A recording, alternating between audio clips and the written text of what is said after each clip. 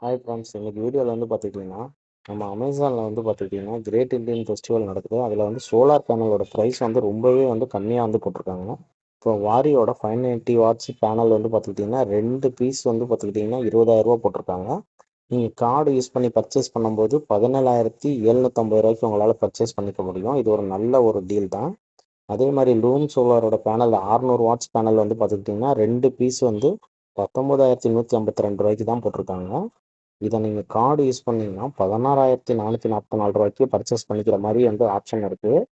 இதே பேனல் பார்த்துக்கிட்டிங்கன்னா loom solar வெப்சைட்டில் பார்த்துக்கிட்டிங்கன்னா பாருங்கள், அதே 600 வாட்ஸு என் டைப்பு 30,000 ரூபா வருது.